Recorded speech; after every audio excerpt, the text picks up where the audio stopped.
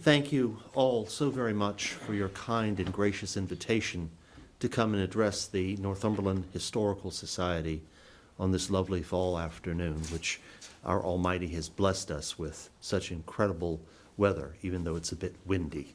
So hold on to your hat when you walk out. Chris was most gracious in his kind remarks to me. I am a native of the Northern Neck. I grew up between Westmoreland and Northumberland, graduated Washington and Lee High School in 1983 in the last century. I can say that now. And my family had been between Oak Grove, Colonial Beach, and Mundy Point, which is where I was for many years until I had to move closer to Richmond for employment. My passion is with history in our nation, and that's what I would like to discuss this afternoon. And I would be delighted to come back if you would have me again to speak on James Monroe, who I am also saliently passionate about. But the reason that last year, this year, and into next, that I am trying to address various organizations, Masonically, historically, civically, is about Lafayette and what he did for our country, who he was, and why he loved the United States of America as much as he did. And having said that, I would like to concentrate, with your kind permission, on his return to the United States of America, which did occur in 1824. But if you will be so kind as to allow me just a bit of preceding history, Lafayette was a nobleman from France, from a very old and distinguished family that was always in the service of the king.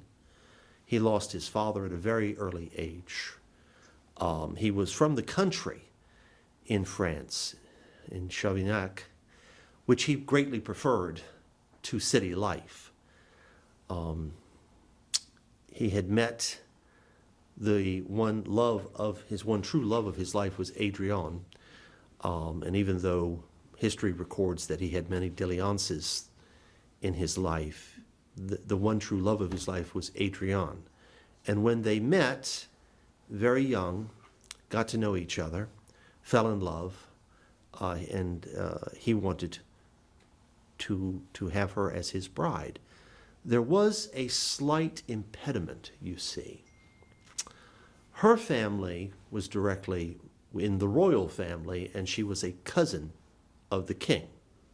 So before that they could get married, then as now, she had to seek permission of the sovereign, which eventually was secured, and they were married. Lafayette's lot in life was to be a soldier in the service of the king. But coming up in the mid-1700s, the thought of liberty, equality, was very much burgeoning. And Lafayette was very much interested in this concept, which he became as passionate about, as passionate as his love for his wife. And so, when our struggle for independence commenced earnestly on July the 4th, 1776, Lafayette was determined to come to the aid of America, which is what he did. And that in and of itself can take hours to discuss. But he came arduously in America. He met George Washington, who was grateful for any assistance, but had grave concerns because of who he was. Although Lafayette, in true noble style, did not hesitate to pay for everything himself because he was an immensely wealthy man. So General Washington was very grateful for his assistance both militarily and monetarily.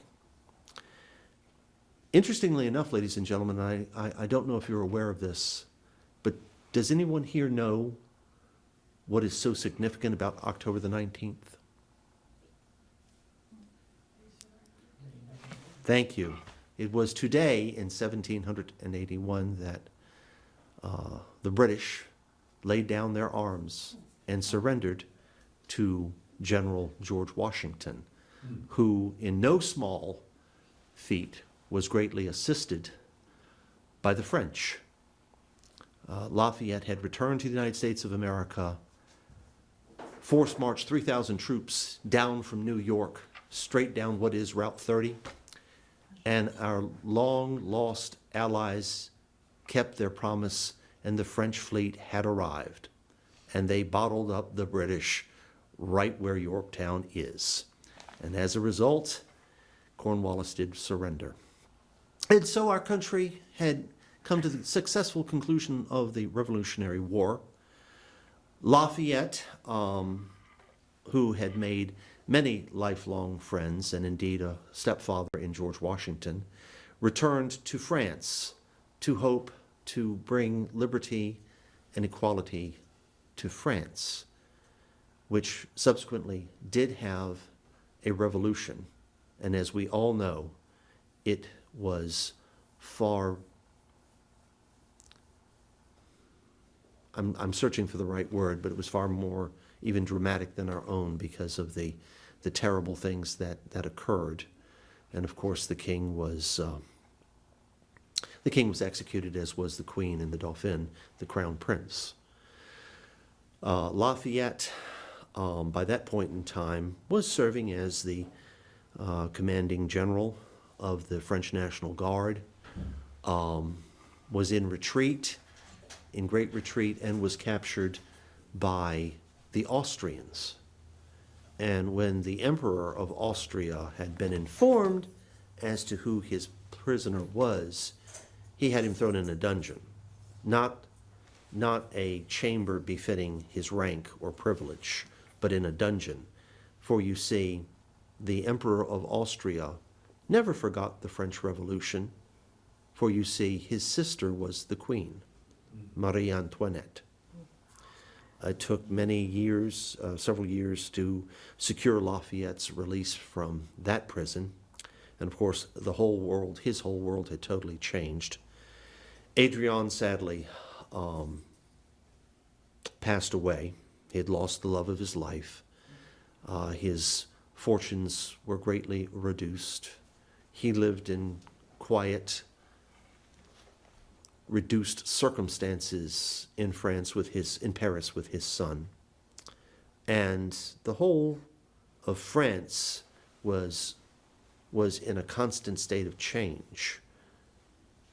He who was and is a hero to us at that time had fallen out of favor, most certainly with the king at that time. So just as the old world, the old France, was just glad to see him leave, the young, burgeoning United States of America could not wait for his arrival. For you see, the remaining general of the Revolutionary War was coming back to America, back to his second home, back to see Americans and his comrades that still were alive. And so, I would like to read a letter addressed to Lafayette. My dear General, I wrote you a letter about 15 days since by Mr. Brown, in which I expressed the wish to send to any port in France you should point out a frigate to convey you hither in case you should be able to visit the United States. Since then, Congress has passed a resolution on the subject in which the sincere attachment of the whole nation to you is expressed, whose ardent desire is once more to see you amongst them. The period at which you may yield this invitation is left entirely at your option. But believe me, whatever may be your decision, it will be sufficient that you should have the goodness to inform me of it, and immediate orders will be given for a government vessel to proceed to any port you will indicate and convey you thence to the adopted country of your early youth, which has always preserved the most grateful recollection of your important services. I send you herewith the resolution of Congress, and add thereto the assurance of my high esteem, high consideration, and of my sentiments of affection. Signed, one James Monroe, President of the United States of America.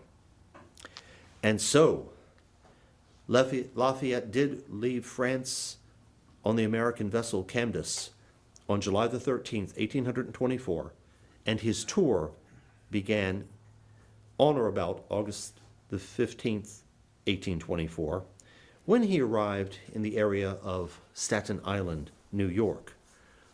It should be noted that he toured all 24 states in the fall of 1824 into 1825, including many, many, many stops. All 24 states, including, close to us here in Virginia, Monticello to visit a fellow by the name of Thomas Jefferson. You all know him?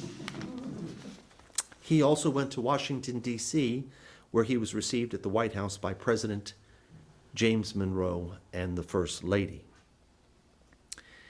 He began his tour of the southern United States in earnest in March of 1825 and did arrive at Fort Mitchell, Alabama, crossing the Chattahoochee River on March the 31st. There remains a lighthouse clock made by one Simon Willard to commemorate Lafayette's visit to the White House. Not having been in the White House for a number of years, one can but hope that it is still in the collection somewhere. As I had touched on earlier, life for Lafayette had extreme differences from the young and dashing French officer who came to America to fight for liberty and freedom in 1776.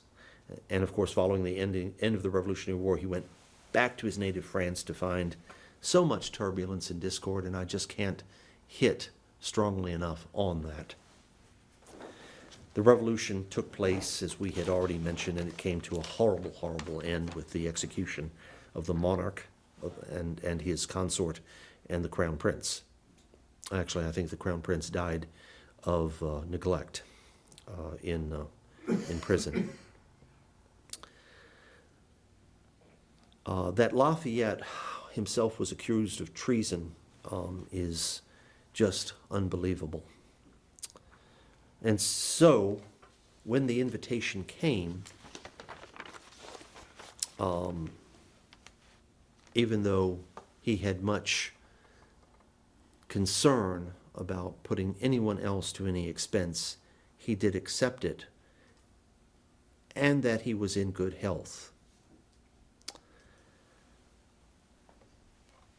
You may recall from history, which I don't believe is taught any longer in school, Lafayette's secretary wrote a novel about the travels of Lafayette. And it came out, I think, 1829, 1830, somewhere post that. And that was a resounding success for the secretary. When the Candace arrived in the city of New York, there was a deputation sent out from New York, which the head of which was a fellow by the name of Tompkins. He was the son of the Vice President of the United States, who was from New York. And I might add that both President Monroe and Vice President Tompkins were Masons, like myself and Chris. When the ship came into the harbor and they took the spyglass, even before then, and they were going from left to right to left to right, The captain shook his head, and General Lafayette, even though a Marquis, preferred to be addressed as General. Not that anybody did, but he inquired of the captain, "What concerns you so?" And he said, "General, I don't believe I have ever seen so many human beings gathered in any one place at any one time in my entire life. Lafayette, our hero, was a rock star," is how we would say it today. The entire width and breadth of the pier on the other side of the harbor, 10 deep, was filled with people because Lafayette was coming back, and I want to see him. And everybody in New York felt that way. No matter where Lafayette went, however small a village or a gathering that had been planned for him, as many people that could were there, bringing little children to see the great man, or comrades who could barely get around went to go see him. Such was the reaction of his visit. When Lafayette came to Virginia, and he was brought to Richmond, because sadly Lafayette did not step foot into the Northern Neck, that my studies have found. However, if you do go to Stratford Hall, at least there was an actual carriage that was used to transport Lafayette on display there. Okay, so that's a somewhat close connection. But if you go to Richmond, as Lafayette did, and there was great fanfare there as well, he was taken immediately to Mason's Hall, which still stands, and you can clearly come, because I am a member there. Lafayette was received with great fanfare and people waving handkerchiefs, and so his cavalcade arrived, and he had a military escort from the United States Army.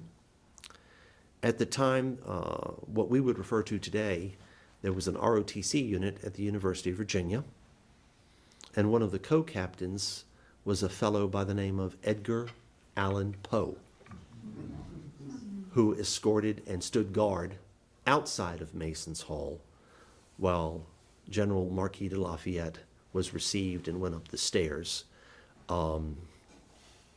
There is a large portrait in Mason's Hall, which currently is on loan to the governor's mansion, of Lafayette on his return visit. And he has bright red hair, which was a wig. Okay. Mr. Lafayette, not unlike myself, was particular about his appearance. He attended lodge and then was taken to a magnificent banquet. Similarly, when he was taken to the Capitol in Richmond, and if anyone has been to the Capitol in Richmond, which was a building designed by a fellow by the name of Thomas Jefferson, that has a peaked roof, but when you go in it, there's a rotunda, and right down in the center of that rotunda on that floor is a statue made by a French sculptor, imagine that, by the name of Houdon, and it was of Washington.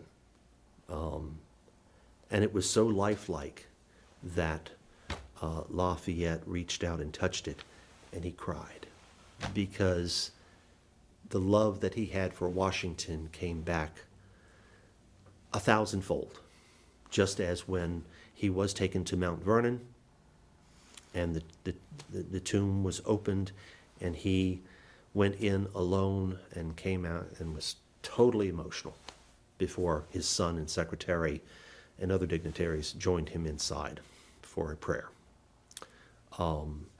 Lafayette was a unique man, a very unique man in a unique time in our history.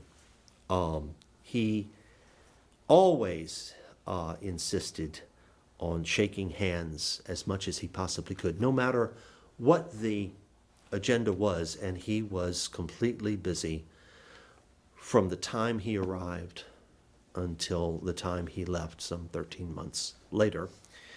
He was always the epitome of a true gentleman.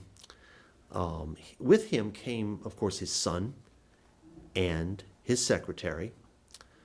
And Lafayette had learned in his life, not only as a professional soldier, but he had learned a great deal of diplomacy. And he was an ardent and full believer in never owning another human being. However, he was in the United States of America, and at that time, our country did have that horrible practice. But he was very circumspect and very respectful to everybody. His son followed the example of his father. His daughters, on the other hand, that didn't go over oh so well, so he had to keep them separated at certain situations because they would definitely speak their minds in a forceful and direct manner. As he traveled our growing country, Lafayette was astounded. At the conclusion of the Revolutionary War, Lafayette left a country of 13 states that were mostly small villages. Perhaps you had a town, and there were only 2 or 3 major cities of any countenance.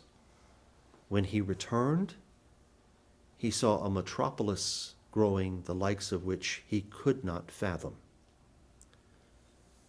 He was taken, of course, by carriage, by boat, steamboat, one of which had problems and sank, but they got everybody off in time, put him on another one, and went on down the river. The receptions that he was taken to, that everyone wanted to give, and everybody wanted to outdo everybody else. The original capital of Alabama gave such a party that they went bankrupt afterwards. And everybody moved out, and they moved the capital. And so all you have left there is just, I think, some derelict buildings. Lafayette enjoyed a good party. He liked to give good parties. But in his reduced circumstances, he no longer could provide the entertainment to which he always had been entitled and had indeed always reciprocated.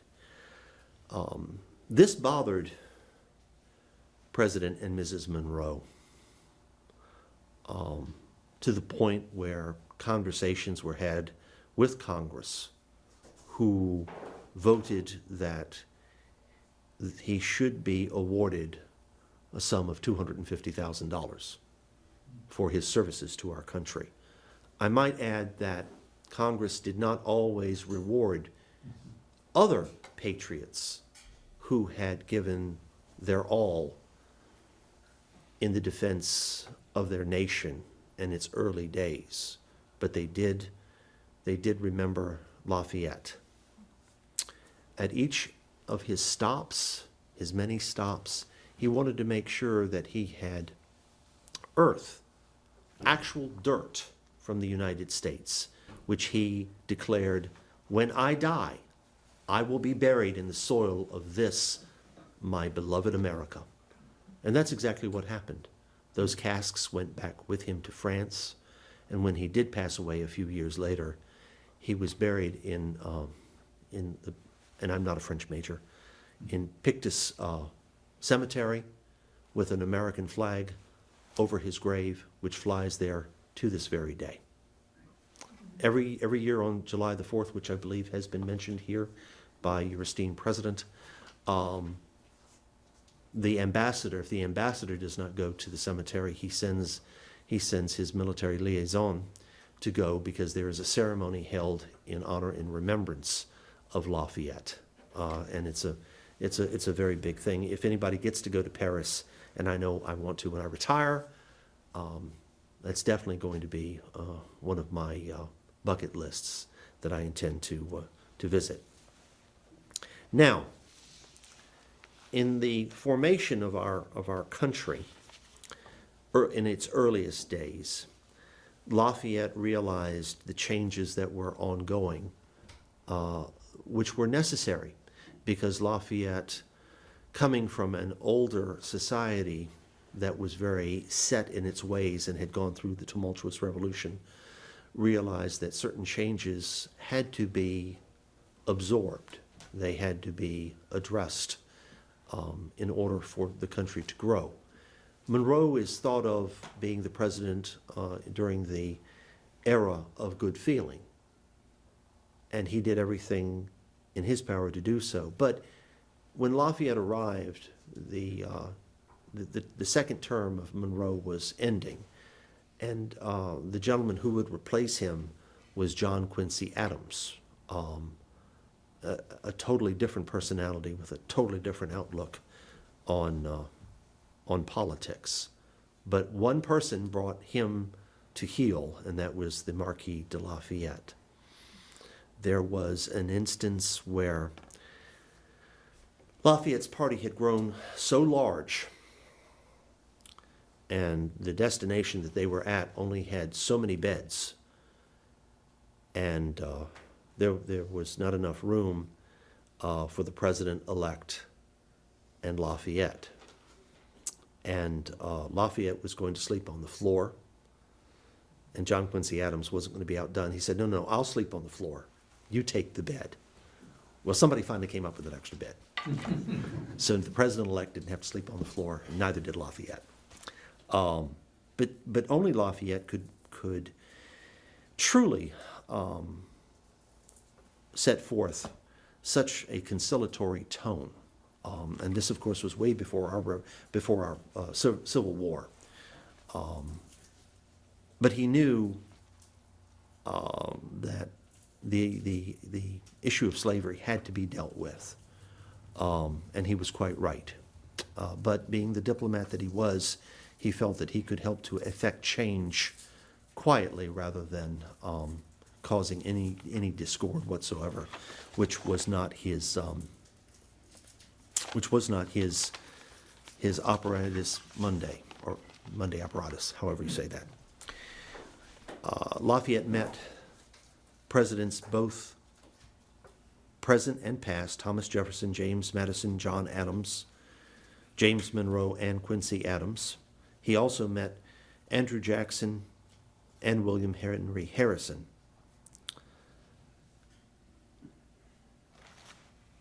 And I need to correct myself. It was $200,000, not $250,000. I apologize. You have to excuse my nerves because I'm being filmed.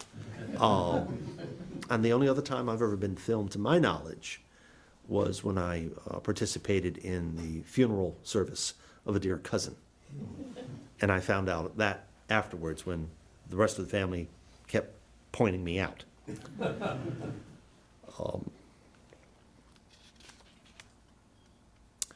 Spending the 4th of July at a library dedication in a city called Brooklyn, the Revolutionary War hero picked up a little 6-year-old boy, which he was very fond of with children, and he would go out of his way, little boys and little girls.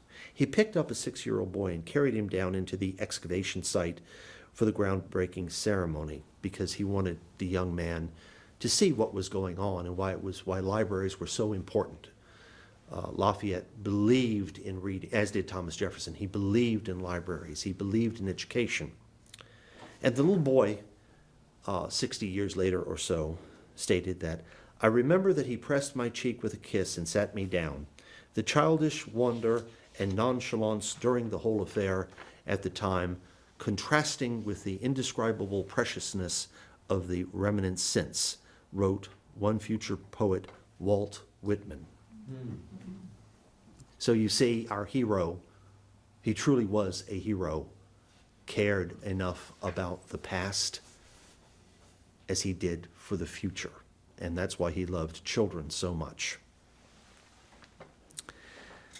On September the 7th, 1825, a day after President Adams hosted a state honor in honor of Lafayette's 68th birthday, the nation's guests bid a final goodbye to his hosts at a White House ceremony.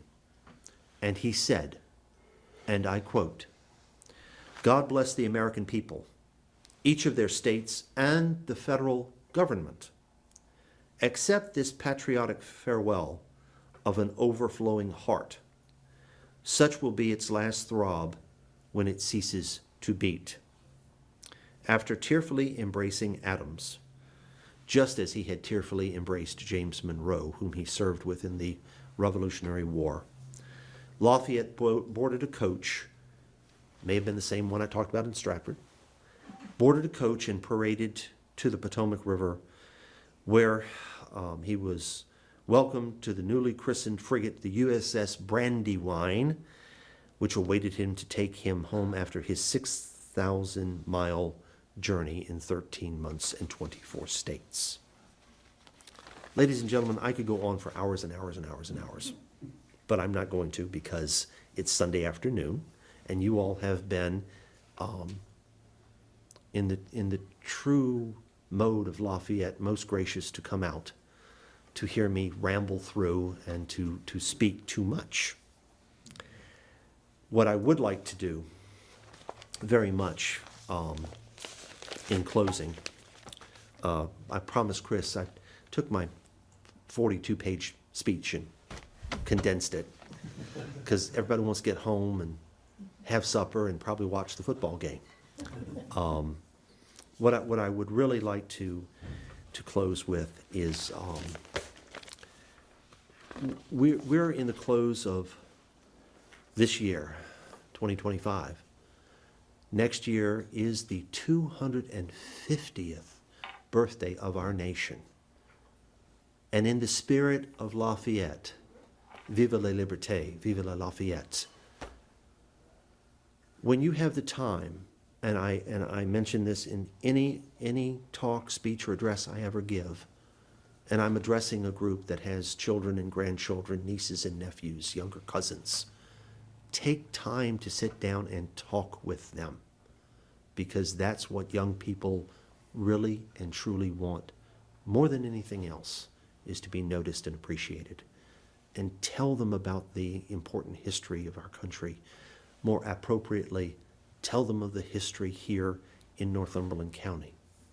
Throw in an ad up on Westmoreland, where I come from, because we have, Westmoreland County produced George Washington, the father of our country, James Monroe, who held most every office from governor up to president, two signers of the Declaration of Independence, Francis Lightfoot Lee, Henry Lee, not to mention the Lee family and General Robert E. Lee. Oh, and one last fellow by the name of Gregory Burkett, and was produced in that order. But share that with these young people, okay, so that they'll remember that family member, especially if it's a grandparents or uncle, great uncle, as my family did with me. And I was inordinately blessed, and am so very grateful that I had that, not only that opportunity, but to be raised here in the Northern Neck, which is where our country sprang from. Folks, thank you all so very much.